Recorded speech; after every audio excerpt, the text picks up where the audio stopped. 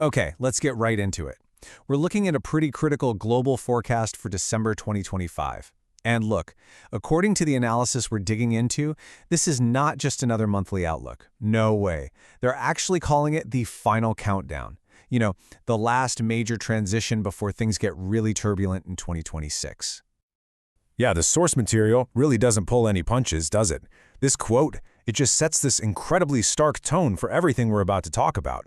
The message couldn't be simpler. That window you have to get ready, it's closing, and it is closing fast. All right, so here's how we're going to break this all down. First, we'll get into the big warning for 2026. Then we'll look at the three main threats for December. After that, we'll talk about the global economic trigger, what a world in chaos might look like, and this is the important part, your survival strategy. And we'll wrap it all up with the final countdown. Okay, first up, the 2026 warning. So, what's the big deal? What makes this coming year so different from, well, any other year in living memory? The historical context here is actually pretty fascinating. It all goes back to the Chinese zodiac's Fire Horse year, which only happens every 60 years. Now, the last time we saw one was back in 1966, and that was a time of huge upheaval. Think of the Cultural Revolution. But here's the kicker. The analysis says 2026 is going to be way more intense because it also lines up with a massive 180-year fire cycle, and that's supposed to amplify everything. So the forecast kind of lays out the next few years like a three-act play. Think of 2025 as the dress rehearsal, where we see all the warning signs. Then 2026, that's the main event. And 2027, that's the aftermath, when everyone has to start picking up the pieces. All right, that brings us right to our second section, December's three main threats. This month is being flagged as the critical transition point, where a bunch of really dangerous themes are all going to come together at once. And that's the key word here. Convergence. It's not just one thing. The analysis is arguing that you've got this economic time bomb, you've got escalating natural disasters, and you've got a major geopolitical reset, all hitting at the same time. That's why December is being called the final, critical window to get ready for that combined punch. Okay, on to Section 3, and you really want to pay attention to this one. We're talking about the global economic trigger. The forecast points to one single country, one decision that could kick off a massive worldwide crisis. And it all boils down to what's being called the Japan factor. See, for decades, the entire global economy has been fueled by super cheap money borrowed from Japan. Their interest rates have been practically zero. And that cheap cash, it funded everything. Real estate booms, stock market rallies, you name it. Well, according to this analysis, that party is about to come to a very sudden stop. And here's how that chain reaction could play out like a line of dominoes. First, the trigger. The Bank of Japan finally raises its interest rates. Then, bam, all that capital that was borrowed so cheaply rushes back home to Japan. That creates a huge liquidity crisis. Money just gets sucked out of investments all over the world, stocks, real estate, everything. And what happens next? Global markets, now starved for cash, just start to collapse. And just to hammer home how serious this is, the source analyst is quoted directly, and you can just feel the urgency in the repetition here. Really not good. Really not good. I mean, it's clearly meant to show an extreme level of concern about Japan being that trigger this December. So, that leads us right into Section 4, a world in chaos. If Japan does pull that economic trigger, what does the fallout look like around the globe? Let's zoom out and look at the regional predictions. All right, here's the global risk snapshot according to this forecast. East Asia, no surprise, is seen as the highest risk. It's the epicenter. South Asia is expected to keep getting hit with extreme weather.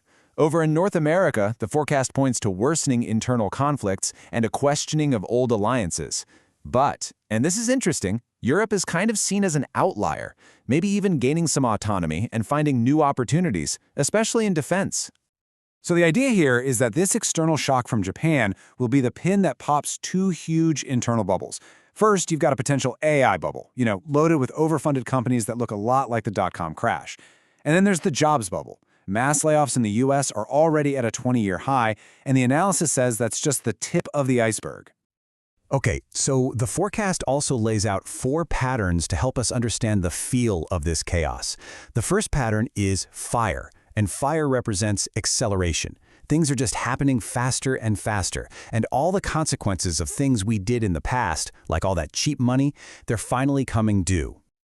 Next up, we have speed. This is pretty straightforward. It means big events are going to happen practically overnight. There's just not going to be any time to react or prepare. The third pattern is wind.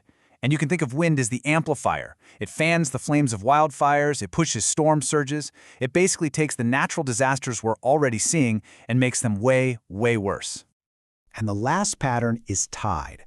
This one is all about how these changes will feel.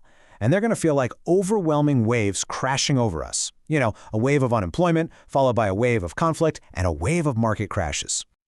Whew! Okay, I know that is a lot of heavy information. So let's pivot to what is probably the most important part of this whole thing. Section 5, your survival strategy. What can you actually do to get ready for all this? All right, so the advice is split into two tracks. For you as an individual, it's all about resilience. We're talking developing 2 or 3 different skills, building up a solid 6 to 12-month emergency fund, slashing your debt, and really building up your community support. For businesses, the message is simple. Play defense. Prioritize downsizing and hoarding cash. Don't even think about expanding right now.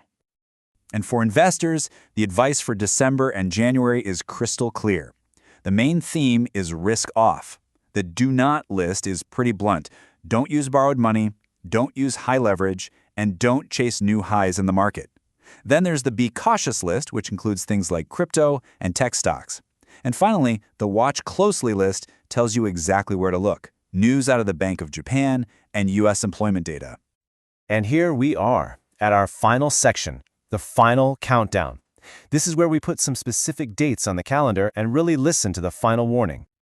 Okay, according to this forecast, get your calendars out. December 7th is when a period of high volatility is supposed to kick off. That energy then intensifies around the Winter Solstice on December 21st. Then, January 5th kicks off what's called an even more dangerous month. And the big one? February 4th, 2026. That's when the firehorse year officially starts, and it's being called the point of no return. But you know, the final warning in this forecast isn't just about doom and gloom. It actually has a message of hope, saying heaven will not abandon good people. So after all the talk of chaos and financial crisis and everything else, the source material really leaves us with this very personal, very powerful question to think about. In a year that's predicted to be so chaotic, what does that truly mean for you?